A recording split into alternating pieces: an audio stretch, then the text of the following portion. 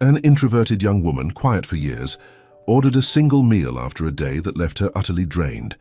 She didn't know the delivery man was the young millionaire behind the very app she'd just used. Neither of them realized that. Lunchbox would do more than soothe an empty stomach. It would be the beginning of an invitation that would alter her fate and the way she saw herself. Would you open the door if life came knocking at the exact moment you felt most fragile?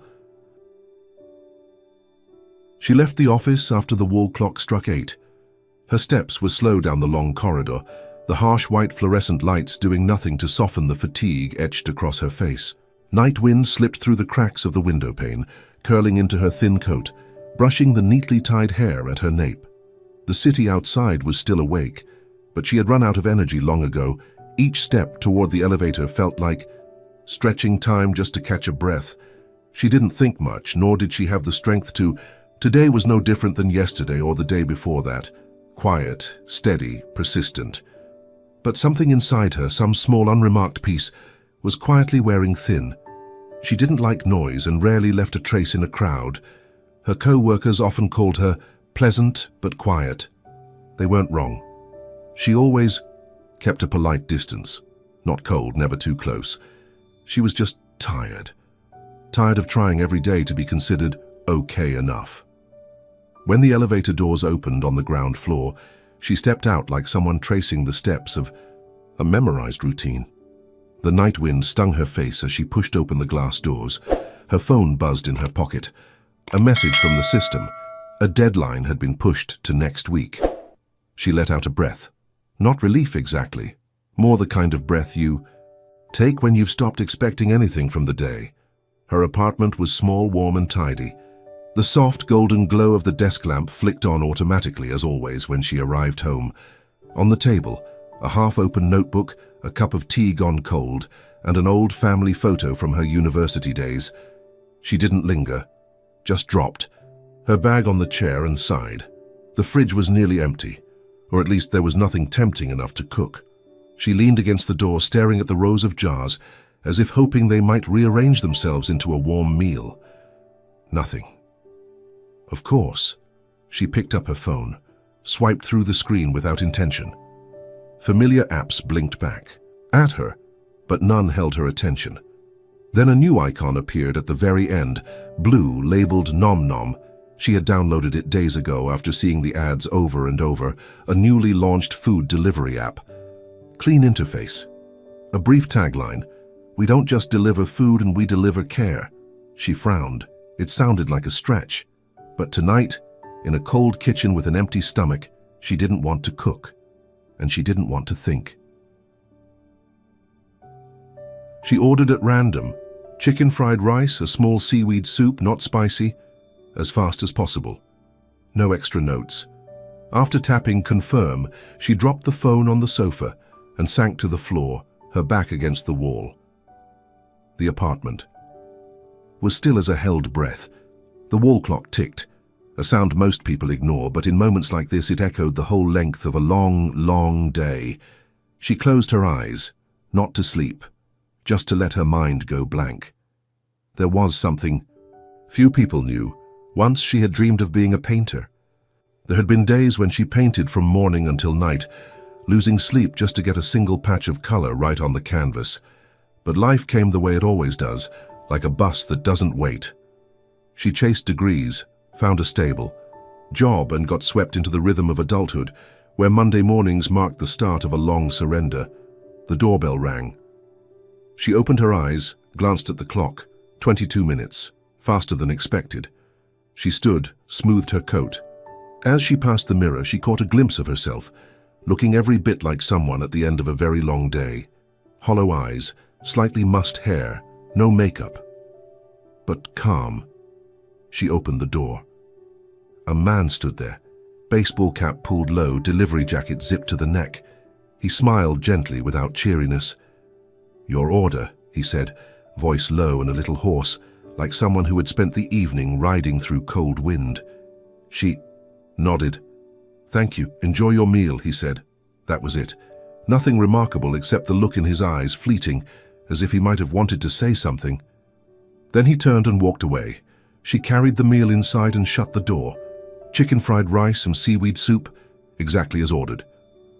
She sat down, peeled back the lid. The steam rose slowly, fragrant and soft.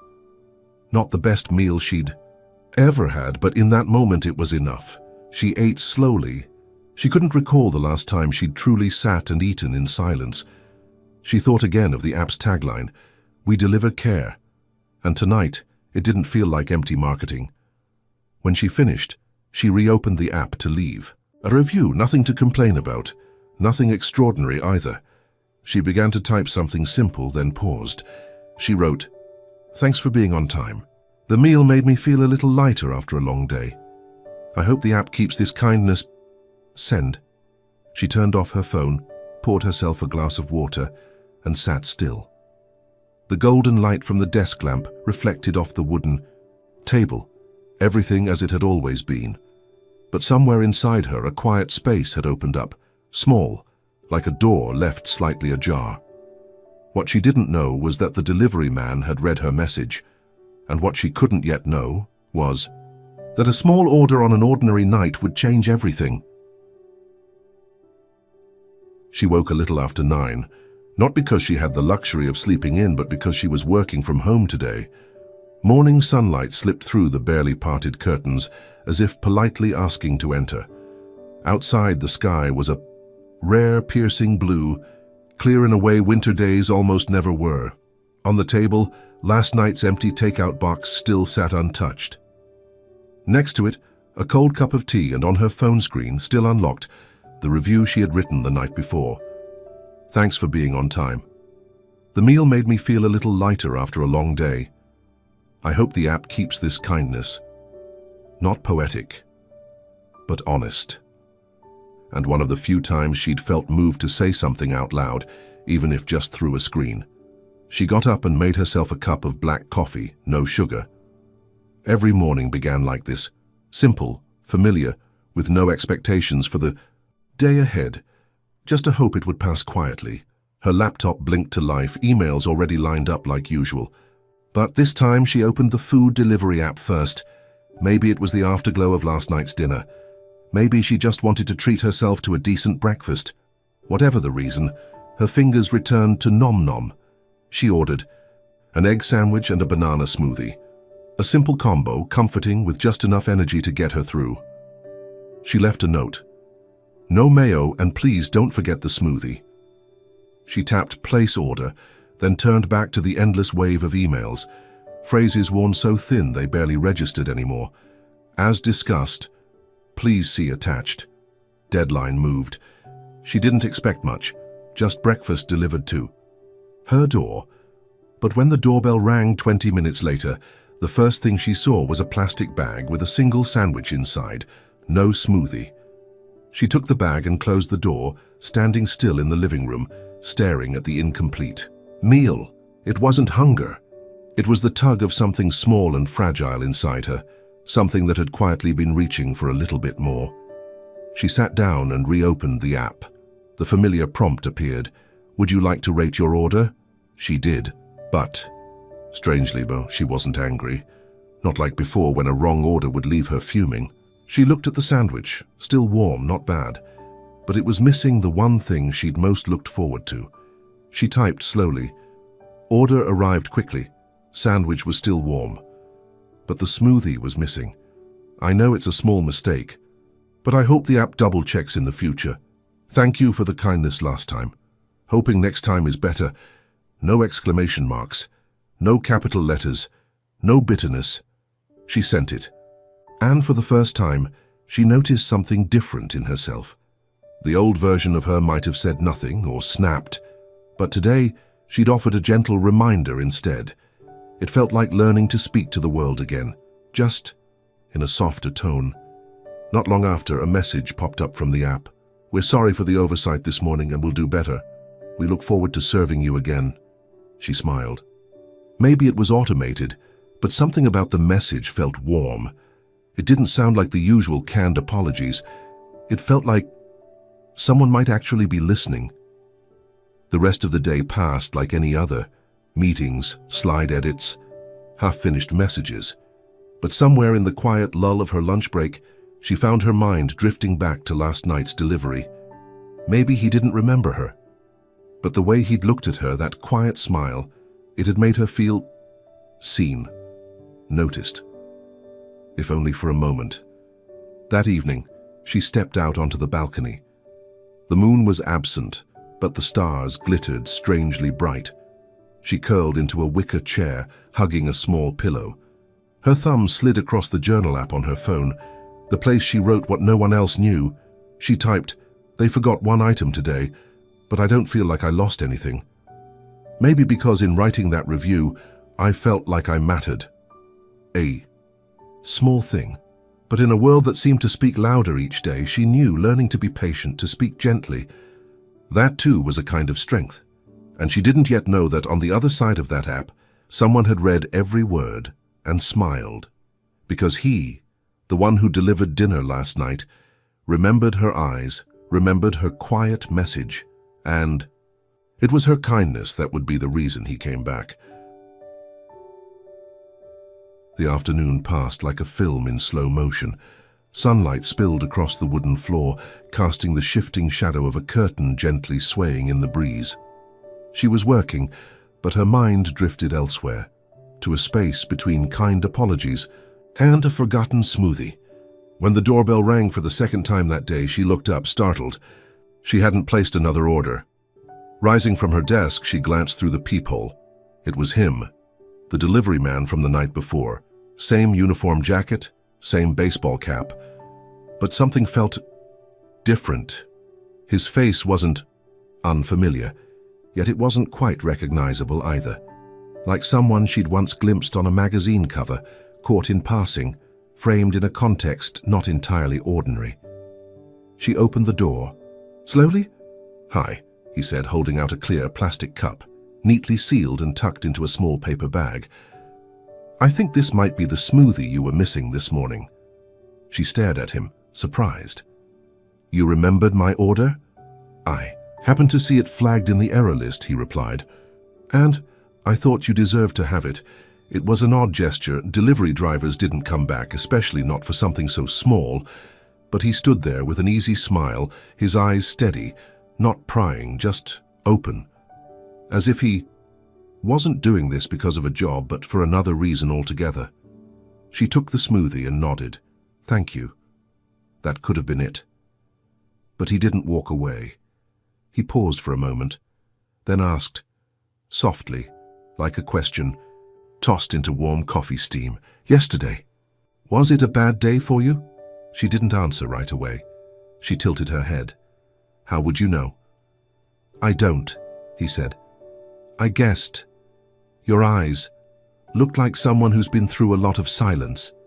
She didn't know whether to smile or stay quiet.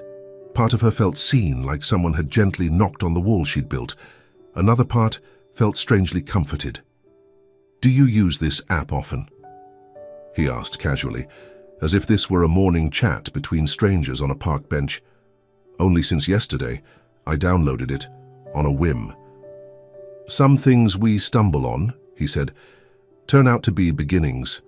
She gave a soft laugh, unsure whether it was the line itself or the way he said it that made her want to believe him. "Have you worked here long?" He hesitated. "Not really. I'm testing the waters, trying to understand how users feel." There was something behind those words, and not a lie, just a silence with intention. She caught it in his eyes, something withheld but not hidden. She raised an eyebrow, half teasing. "You a manager or something?" He smiled. "Not a yes, not a no. I just like delivering when people need more than food." The moment hung between them. "Well," he said, stepping back slightly, "I've bothered you long enough and hope the smoothie's good." He gave her a gentle wave, then turned to go. She stood there for a moment, not moving. The smoothie in her hand was cool, the condensation dampening her fingers. She watched him disappear down the stairwell, his steps deliberate but unhurried, like he knew exactly where he was going. Inside, she placed the smoothie on the table and opened the lid. Banana sweet with a hint of cinnamon. It was exactly what she'd ordered, maybe even better. It wasn't the food that moved her. It was the fact that someone had come back, just for a missing smoothie when no one had asked them to. Night falls quicker when your heart feels lighter. She opened her laptop to return to work, then quietly shut it again. Her phone screen lit up. The Nom Nom app blinked its familiar prompt. "Would you like to rate today's delivery?" She typed, "I don't know who you are, but thank you for coming back with the smoothie." A small gesture, but it reminded me that there are still people who choose to do the right thing even when no one makes them. Send. Somewhere else in the city, he, the quiet, mysterious delivery man, read her message. And he smiled. Not because she'd thanked him, but because he knew she was opening a door she never thought she'd let anyone walk through. This time he didn't knock to deliver food. He simply knocked, like someone who knew he was welcome to return. It was a Tuesday evening. The city outside still roared, but inside her apartment it was quiet enough to hear the soft click of a lighter from the kitchen corner. She opened the door and there he was, standing with a food box in his hands. No plastic bag, no receipt. A pale wooden bento box wrapped in simple cloth. "There's no order today," she said, hesitating. "I know," he replied. "But I thought maybe you needed a meal with someone sitting across from you." Not an invitation, not quite a suggestion. It was more like a gentle offering, spoken with the softness of a sigh, yet real enough to make her step aside and let him in. The apartment was the same as always. Warm light, wooden table, corners still touched by silence. But tonight, there were 2 pairs of chopsticks, and someone sitting across from her. They ate in quiet at first, like they were both testing whether this moment was real. Then he spoke. "I used to work at a startup. It felt like being on a boat in the middle of the ocean, and every email was another wave." She let out a soft laugh. For the first time, he saw her smile, unguarded, effortless. The kind, tough smile you give when someone lands perfectly on the part of you no one else notices. "And you?" he asked. She set her chopsticks down, took a breath. "I used to dream of being a painter." "Oh. But then I chose a more practical path. Office job. Stable. Clear KPIs. Punctual deadlines. No colors, no scents, no lines. But it comes with health insurance." He laughed, not mockingly but with quiet understanding. "I know what it's like to give up what you love and to live the life others think you should." She looked at him. "Why do you deliver food? You don't seem like someone who belongs to orders and routes." He was quiet for a moment, eyes on the bento box. "I wanted to understand people again, not through data, not through dashboards, just by looking into their eyes when they open the door. You're with Nom Nom, aren't you?" He nodded, didn't elaborate. She blinked, slightly surprised, but chose not to press. They kept eating. The room seemed to soften, like soup on a simmer, its warmth spreading without overwhelming. "Do you think we can ever go back to the things we gave up?" she asked, as if asking herself more than him. "I think the things we once loved never leave. They just wait for us to be brave enough to return." She nodded, eyes misting. Not from sadness, but from something in her heart she hadn't touched in a long time. After the meal, he cleared the dishes, said little, didn't pretend closeness. At the door, he turned back one last time. "Do you want to try again?" She tilted her head. "Try what?" "Try being yourself." And he left. The door closed with a soft click. She stood there longer than usual. Then she turned and saw it. A small note he'd left on the table, handwritten. "I don't deliver food. I return what you've forgotten." She sat down, looked at the note, then at her own hands. Tonight, she hadn't just shared a meal. Tonight, she'd begun to remember who she used to be. The message arrived mid-afternoon Friday. Just as she was struggling to revise a presentation slide her manager had asked to make more emotional.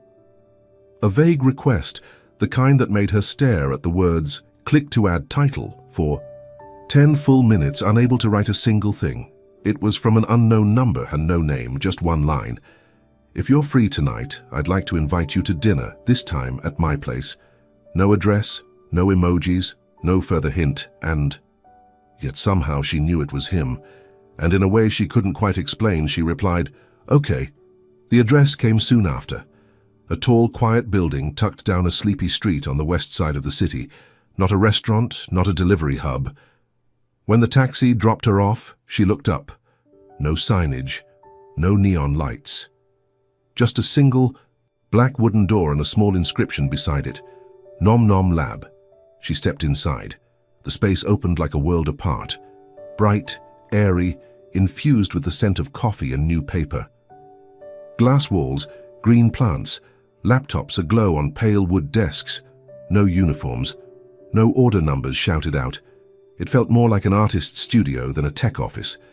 He stood there, not in a delivery jacket, no cap in sight, just a white shirt, sleeves rolled up, jeans, and a smile that looked like it had been waiting for her. "Welcome," he said simply. She looked around. "This is the Nom Nom Product Lab," he said. "Be where it all begin." She hesitated. "And you are CEO," he answered. Not boastful, not emphasized, as if it was merely one part of who he was.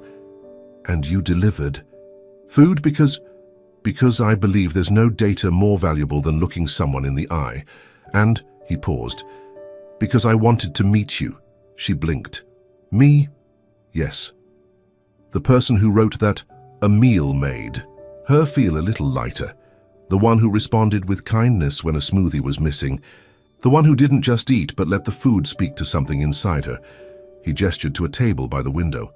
2 bento boxes, neatly arranged. Nothing extra, nothing missing. "Have dinner with me again. Then I'll tell you everything." She sat down. This time, without hesitation, the meal was simple. Grilled salmon over rice, miso soup, a cup of warm tea. But everything felt precise, almost impossibly right. Not because the food was flawless, but because the air between them had changed. He told her about the months building Nom Nom, from failed pitches to sleepless nights over broken code. He spoke of how the app was never just a service, but a quiet form of therapy, for people too lonely to admit they were lonely. She listened, silent, and something in his stories felt deeply, strangely familiar. Not the details, but the undercurrent. The feeling of once believing in something, then putting it away when life asked you to be practical. When the meal ended, he slid a small envelope across the table. "This is an official invitation. I'd like you to join our product team, not because of your skill set, but because of how you feel." She opened it. Inside a letter of offer, advisor of empathetic design, Nom Nom team. "You don't even know me," she said quietly. "Not entirely," he replied. "But I believe some things don't need to be known to be right." A breeze stirred the white curtain behind him. She sat still, feeling something shift inside. Not fast, not loud. Just enough to know a decision was taking shape. She picked up the letter, looked at him. "Do you know you're changing something?" she asked. He tilted his head, waiting. "Not my career," she said. "The way I think about my own worth." For the first time in years, she felt like someone was choosing her.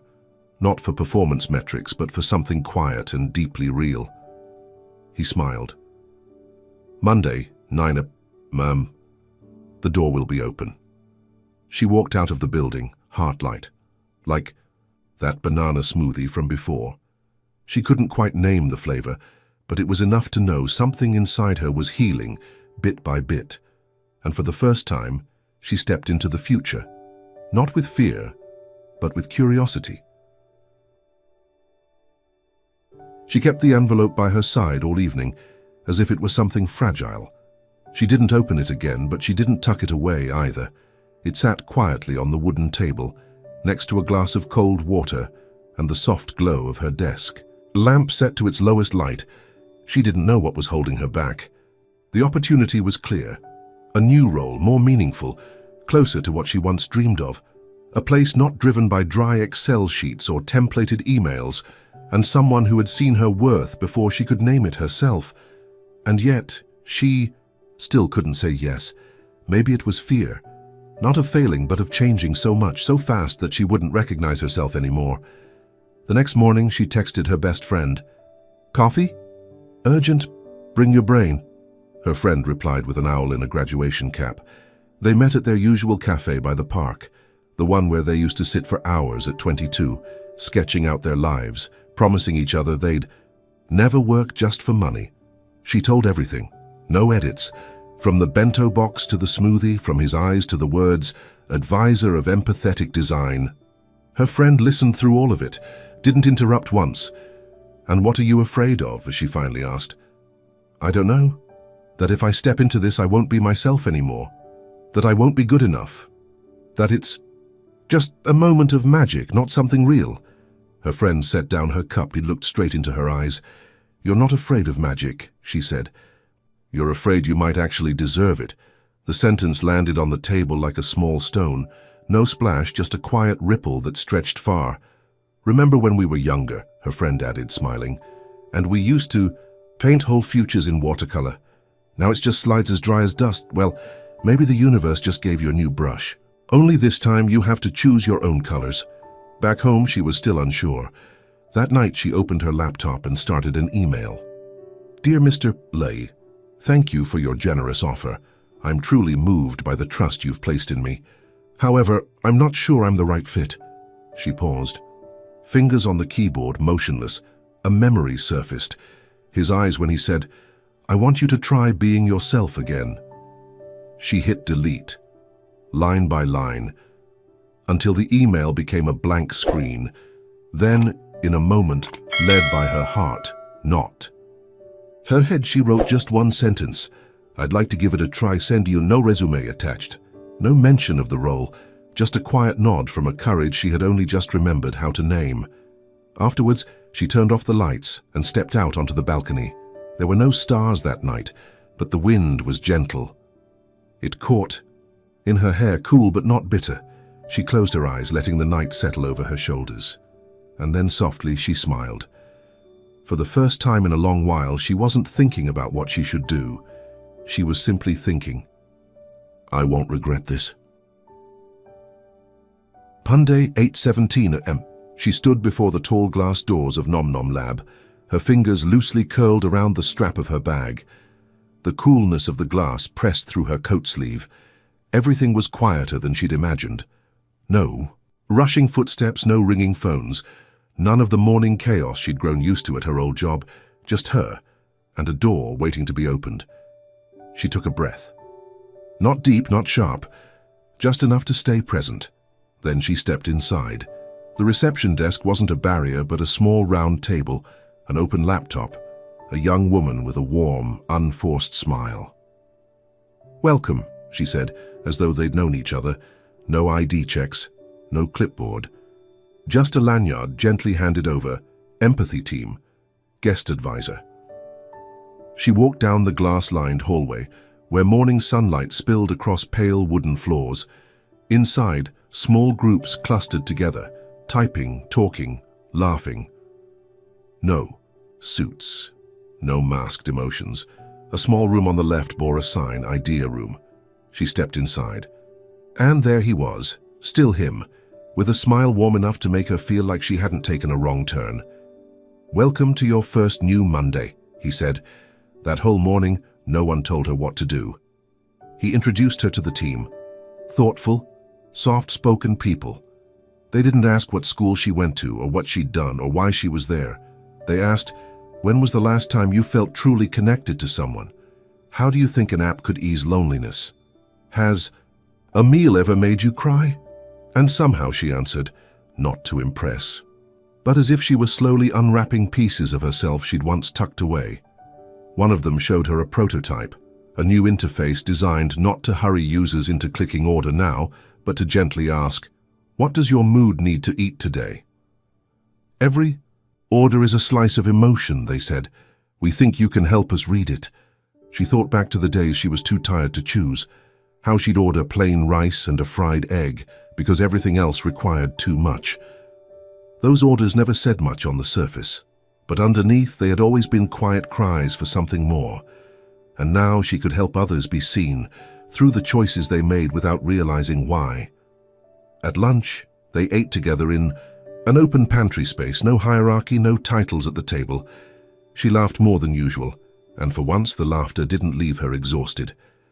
"Would you be up for leading a trial workshop?" someone asked. "Maybe share a moment."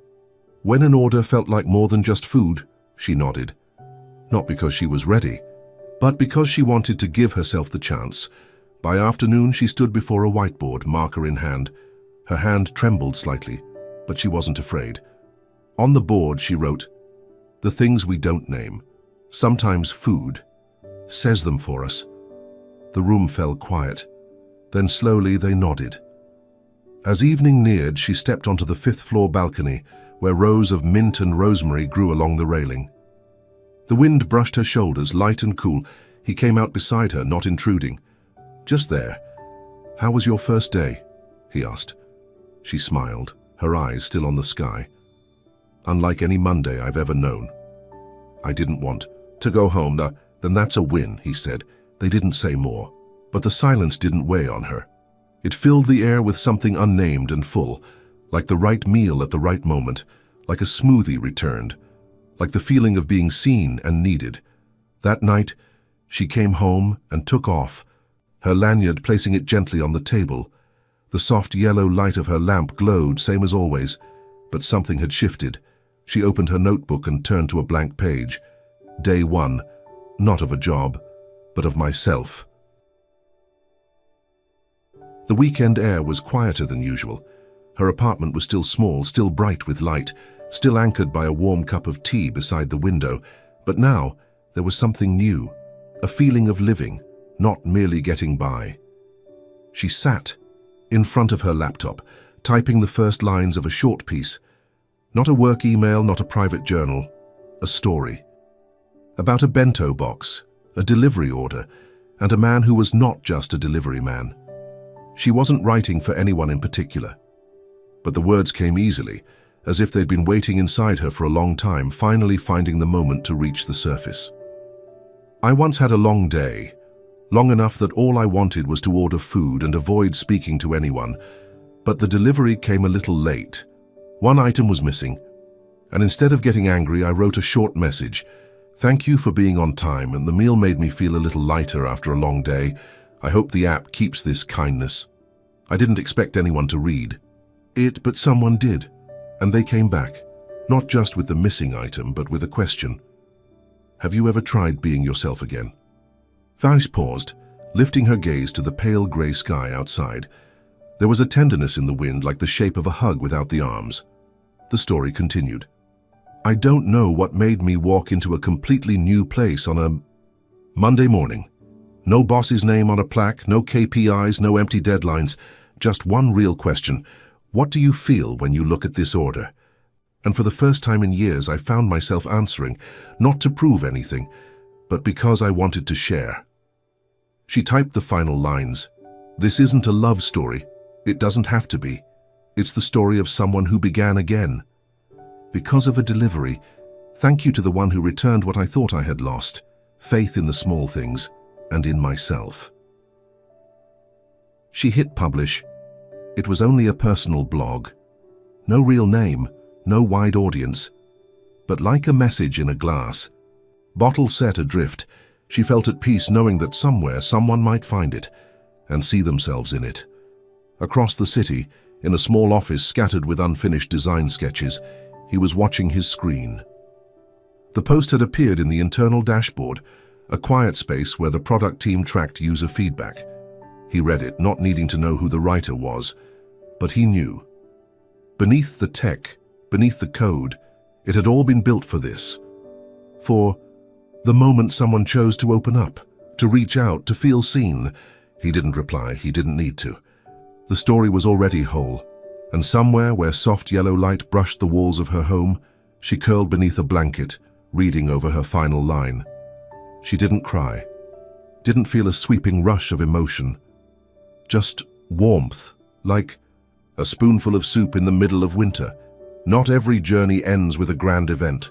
Sometimes all it takes is a knock at the door, a missing item, a look at the right time, and everything begins again from a single delivery. If you've ever had one of those long days where all you wanted was for someone to understand you, without needing to say a word, leave a comment below. Let's remind each other we're not alone in that feeling. Tap. Like if this story touched something in you, and subscribe to follow more quiet journeys, the kind that somehow have the power to heal an entire heart.